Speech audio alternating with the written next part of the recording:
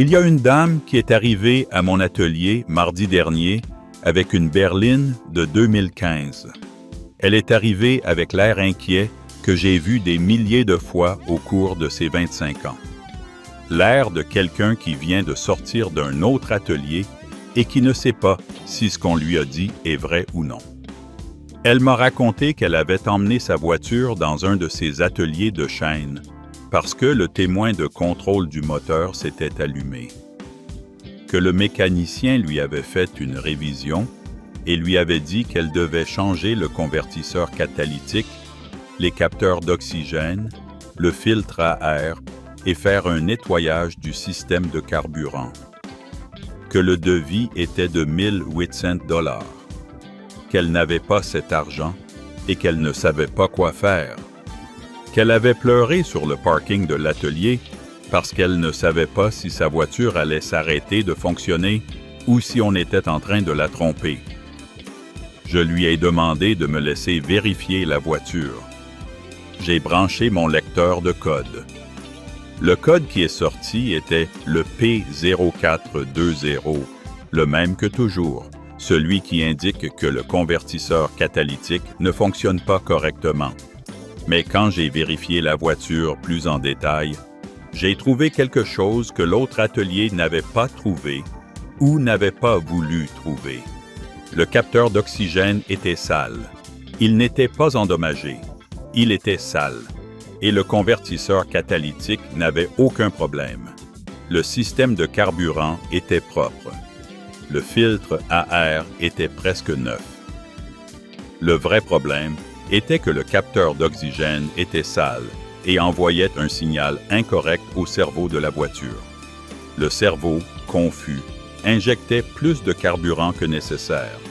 Et le convertisseur catalytique, qui fonctionne bien, ne pouvait pas traiter l'excès de carburant. Alors, le témoin de contrôle du moteur s'est allumé. La solution a été de nettoyer le capteur d'oxygène. Le nettoyage a coûté 9 $ en matériel et 20 minutes de mon temps. La dame a payé 29 $. Le témoin de contrôle du moteur s'est éteint au bout de 2 jours. La voiture n'avait pas besoin de 1800 $. Elle avait besoin de 9 $ et d'un mécanicien honnête. Restez avec moi, parce qu'à la fin de cette vidéo, vous allez connaître les 7 histoires les plus courantes que les mécaniciens utilisent pour vous tirer de l'argent. Vous allez savoir exactement quoi dire quand un mécanicien vous racontera l'une de ces histoires. Et vous allez pouvoir économiser des centaines ou des milliers de dollars en réparations inutiles. Maintenant, avant de vous montrer les histoires que les mécaniciens malhonnêtes utilisent pour vous tromper, la liste de mensonges que vous devez identifier et comment répondre à chacun d'eux, je dois mentionner quelque chose. Tout ce que je vous montre aujourd'hui n'est qu'un chapitre d'un fichier beaucoup plus vaste que j'ai rassemblé au cours de mes années à l'atelier. Je l'appelle le Compendium du mécanicien pratique. Ce sont 3 volumes de ces connaissances pratiques, les systèmes pour identifier les histoires de mécaniciens, les astuces pour savoir quelles questions poser avant d'autoriser une réparation, les méthodes pour vérifier si un travail est vraiment nécessaire, et les outils pour négocier avec les ateliers sans qu'on vous trompe. Il y a une offre spéciale en ce moment pour ceux qui regardent la vidéo. Vous trouverez le lien dans la description et un code QR dans la partie supérieure droite de l'écran. C'est le reste de la connaissance cachée. Mais revenons aux histoires, parce que ce que je vais vous raconter maintenant est la pièce qui change tout. Allons au fait. Voici les 7 histoires les plus courantes que les mécaniciens utilisent pour vous tirer de l'argent, comment les identifier et quoi faire quand vous les entendrez. Vous devez changer le convertisseur catalytique, il est endommagé. C'est l'histoire la plus courante et celle qui génère le plus d'argent. Le convertisseur catalytique est une pièce chère.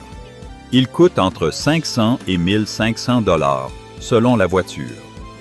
Et la main-d'œuvre pour le remplacer ajoute 200 ou 300 dollars supplémentaires. C'est un travail rentable pour l'atelier. Mais voici la vérité. La plupart du temps où le témoin de contrôle du moteur s'allume en raison d'un problème de convertisseur catalytique, le convertisseur n'est pas endommagé. Le problème est autre.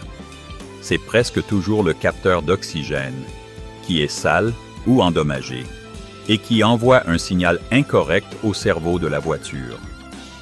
Le cerveau pense que le convertisseur ne fonctionne pas bien et allume le témoin. Mais le convertisseur va parfaitement bien. Comment identifier cette histoire? Si le mécanicien vous dit que le convertisseur catalytique est endommagé sans avoir fait un test de contrepression, vous êtes en train de vous faire tromper. Un test de contrepression mesure la pression dans l'échappement pour déterminer si le convertisseur est obstrué. Si le mécanicien ne fait pas ce test, il ne peut pas savoir si le convertisseur est endommagé. Si le mécanicien vous dit que le convertisseur est endommagé seulement parce que le témoin de contrôle du moteur est allumé et que le code est P0420, c'est une histoire. Que faire? Demandez au mécanicien de vous montrer les résultats du test de contrepression. S'il ne peut pas les montrer, allez dans un autre atelier. Et avant de changer le convertisseur, demandez à faire vérifier les capteurs d'oxygène. La plupart du temps, le problème vient des capteurs, pas du convertisseur. Vous devez faire un nettoyage du système de carburant, il est très sale. C'est une autre histoire très courante. Le mécanicien vous dit que le système de carburant est sale, que les injecteurs sont obstrués, qu'il y a des dépôts de carbone sur les soupapes et que vous avez besoin d'un nettoyage du système de carburant. Le nettoyage coûte entre 150 et 300 dollars. Mais voici la vérité. La plupart des voitures modernes n'ont pas besoin d'un nettoyage du système de carburant. Le carburant que vous achetez aux stations-service contient déjà des détergents qui maintiennent propre le système d'injection. Si vous utilisez du carburant de qualité, le système de carburant reste propre de lui-même. Comment identifier cette histoire? Si le mécanicien vous dit que vous avez besoin d'un nettoyage du système de carburant sans avoir fait un diagnostic indiquant que le système est sale, vous êtes en train de vous faire tromper. Le seul diagnostic valable pour déterminer si le système de carburant est sale est un test de débit des injecteurs ou une analyse des dépôts sur les soupapes. Si le mécanicien ne fait pas ces tests, il ne peut pas savoir si le système est sale. Que faire? Si le mécanicien vous recommande un nettoyage du système de carburant, demandez-lui de vous montrer les tests qui indiquent que le système est sale. S'il ne peut pas les montrer, n'autorisez pas le travail.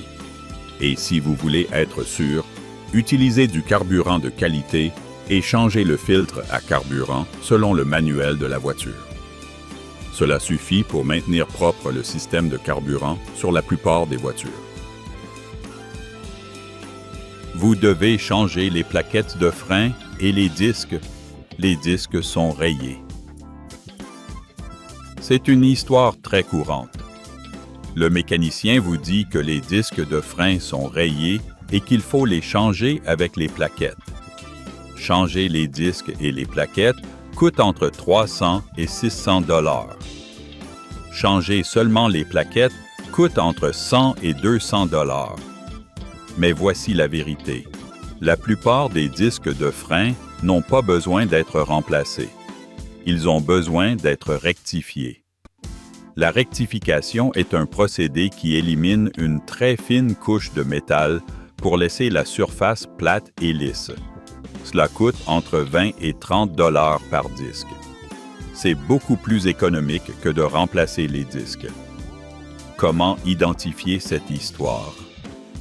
Si le mécanicien vous dit que les disques sont rayés et qu'il faut les changer, demandez-lui de vous montrer les disques. Si les rayures sont superficielles et ne sont pas profondes, les disques peuvent être rectifiés. Si les rayures sont profondes ou si les disques sont déformés, alors oui, il faut les changer. Mais la plupart du temps, les rayures sont superficielles et les disques peuvent être rectifiés. Que faire? Demandez au mécanicien de vous montrer les disques et de vous expliquer pourquoi ils ne peuvent pas être rectifiés. Si l'explication n'est pas convaincante, allez dans un autre atelier. Et rappelez-vous que rectifier les disques est toujours l'option la plus économique si les disques ne sont pas gravement endommagés. Vous devez changer l'huile toutes les 3000 milles ou tous les 5000 km. C'est une histoire que les ateliers de vidange utilisent pour que vous reveniez plus souvent. Ils vous mettent un autocollant qui dit « Prochaine vidange dans 3000 milles » ou « Prochaine vidange dans 5000 km » et vous revenez et l'atelier gagne plus d'argent. Mais voici la vérité. Les intervalles de vidange ont changé. Les moteurs modernes et les huiles synthétiques peuvent durer entre 8000 et 12 000 km entre les vidanges. Le manuel du propriétaire spécifie l'intervalle correct pour votre voiture. Si le manuel dit 10 000 km, changer l'huile à 5 000 est un gaspillage d'argent et d'huile. Comment identifier cette histoire? Si l'autocollant qu'ils mettent sur la voiture indique un intervalle plus court que celui indiqué dans le manuel du propriétaire, vous êtes en train de vous faire tromper. Le manuel du propriétaire est l'autorité maximale en ce qui concerne les intervalles d'entretien. Si l'atelier utilise un intervalle plus court, il essaie de vous faire revenir plus souvent. Que faire? Vérifiez le manuel du propriétaire.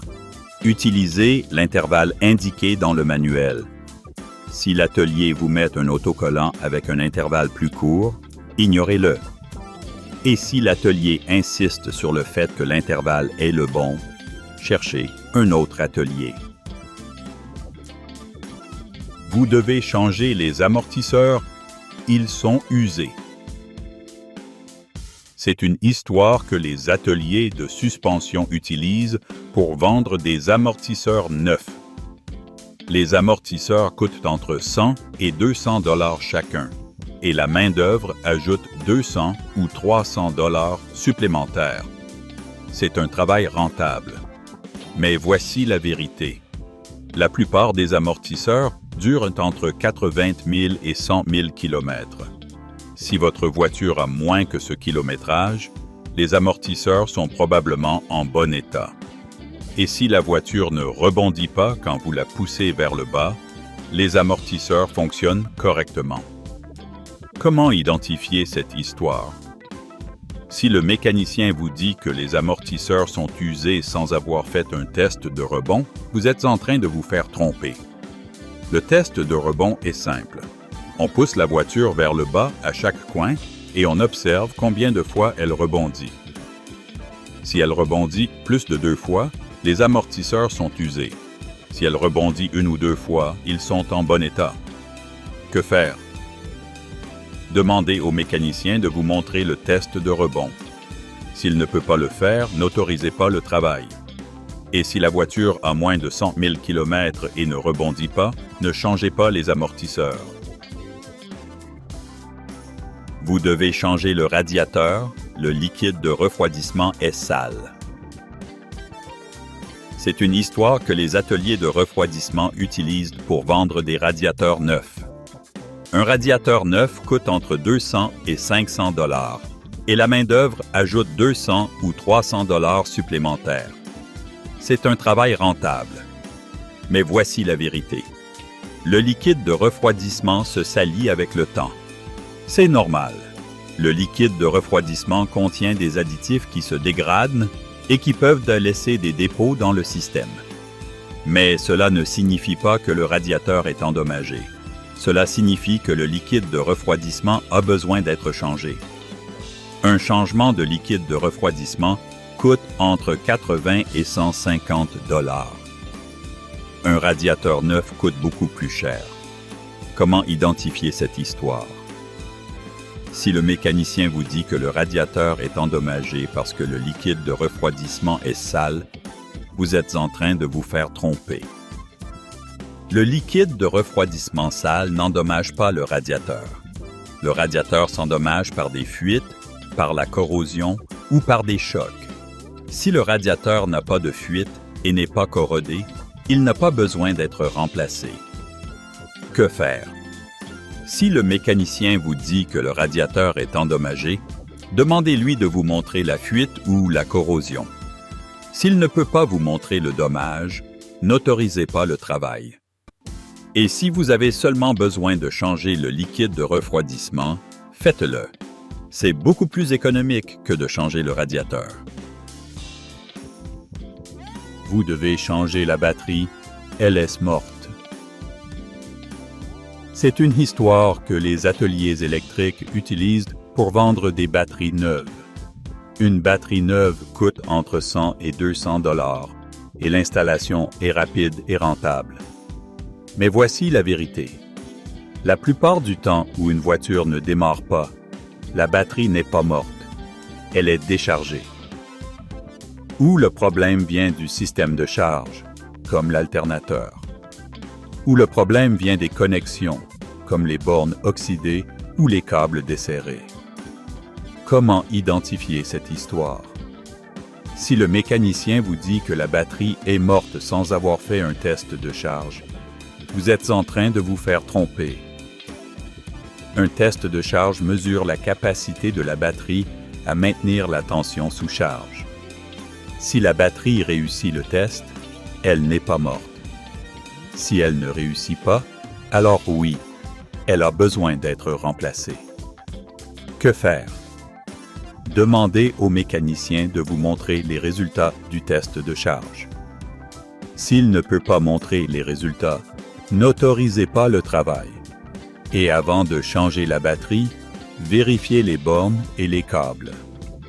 La plupart du temps, le problème est une connexion desserrée ou oxydée, pas une batterie morte. Maintenant, je veux vous donner quelques règles générales pour vous protéger des histoires des mécaniciens. Règle 1. Demandez toujours un devis par écrit avant d'autoriser tout travail. Le devis doit détailler les pièces, la main-d'œuvre et le temps estimé. Si l'atelier refuse de vous donner un devis par écrit, allez dans un autre atelier. Règle 2. Demandez les anciennes pièces qu'ils ont retirées de la voiture. Dans de nombreux endroits, les ateliers sont obligés par la loi de vous rendre les anciennes pièces si vous les demandez. Si l'atelier refuse de vous rendre les anciennes pièces, c'est un signal d'alarme. Règle 3. Obtenez un deuxième avis. Si un atelier vous donne un devis élevé, allez dans un autre atelier et demandez un deuxième avis. Le deuxième avis ne devrait pas coûter plus cher que le diagnostic de base. Si le deuxième atelier dit la même chose que le premier, le travail est peut-être nécessaire. S'il dit quelque chose de différent, il se passe quelque chose. Règle 4. Ne prenez pas de décision sur le moment. Les ateliers essaient parfois de vous mettre la pression pour que vous autorisiez le travail immédiatement.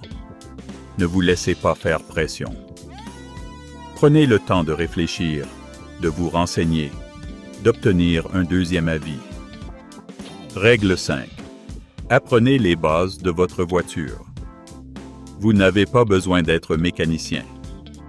Mais si vous savez comment vérifier le niveau d'huile, comment vérifier les liquides, comment vérifier les pneus, comment vérifier les bornes de la batterie et comment lire les codes d'erreur, personne ne vous trompera. Ces connaissances de base sont la meilleure protection contre les histoires des mécaniciens. Il y a 25 ans, quand j'ai commencé à l'atelier, je ne savais pas que ces histoires existaient. J'ai appris sur le tas, en voyant comment les ateliers malhonnêtes trompaient mes clients, en voyant comment les conducteurs payaient pour des travaux inutiles, en voyant comment le manque de connaissances leur coûtait des milliers de dollars. J'ai appris que l'information est la meilleure défense contre la tromperie. Et j'ai appris que les connaissances de base peuvent faire économiser des centaines ou des milliers de dollars à n'importe quel conducteur. Toutes ces informations, toutes ces histoires, tous ces mensonges que les mécaniciens malhonnêtes utilisent pour tirer de l'argent, les outils pour les identifier et comment répondre à chacun d'eux, je les ai rassemblés dans un fichier que j'appelle le Compendium du mécanicien pratique. Ce sont 3 volumes qui contiennent des guides complets pour vous protéger des ateliers malhonnêtes, les histoires les plus courantes et comment les identifier, les questions à poser avant d'autoriser tout travail et les coûts réels des réparations les plus courantes. Chaque guide contient les outils dont vous avez besoin pour vous assurer qu'on ne vous trompe pas. Si cette vidéo vous a été utile, si vous avez aimé le style et que vous voulez en apprendre plus, j'ai une offre spéciale pour vous. Vous trouverez le lien dans la description de la vidéo et un code QR dans la partie supérieure droite de l'écran. C'est l'accès complet aux 3 volumes du compendium. Vous y trouverez toutes les histoires que j'ai mentionnées aujourd'hui et bien d'autres. Les systèmes complets pour que vous n'ayez plus jamais à vous demander si votre mécanicien vous dit la vérité. Les connaissances qu'il m'a fallu 25 ans pour apprendre et que j'ai décidé de partager avec ceux qui veulent prendre soin de leur voiture sans dépenser trop. Il n'est pas nécessaire d'acheter quoi que ce soit aujourd'hui. Mais si vous voulez avoir les connaissances complètes, celles qui vont vous faire économiser des milliers de dollars en réparations inutiles, le lien est là. Et sinon, c'est très bien aussi. Avec ce que je vous ai montré aujourd'hui, vous en avez déjà assez pour commencer. En sachant quelles sont les histoires les plus courantes et comment les identifier, vous êtes déjà meilleur que 80% des conducteurs que je connais. Faites-moi savoir dans les commentaires si on vous a raconté l'une de ces histoires. Racontez-moi quel atelier c'était et ce qu'on vous a dit. Si vous avez eu des expériences avec des mécaniciens malhonnêtes, partagez-les. Je lis tous les commentaires et je réponds toujours quand je peux. Rappelez-vous, tous les mécaniciens ne sont pas malhonnêtes. La plupart sont de braves gens qui font leur travail du mieux qu'ils peuvent. Mais il y a suffisamment de mauvais mécaniciens pour que nous devions tous être vigilants. La connaissance est la meilleure défense contre la tromperie. Et maintenant, vous avez la connaissance. C'est la différence entre un conducteur qui paie pour des travaux inutiles et quelqu'un qui sait comment se protéger. Et vous, avec ce que vous avez appris aujourd'hui, vous faites partie de ceux qui savent comment se protéger. À la prochaine. Prenez soin de vous, prenez soin de vos voitures et ne laissez aucun mécanicien vous raconter des histoires.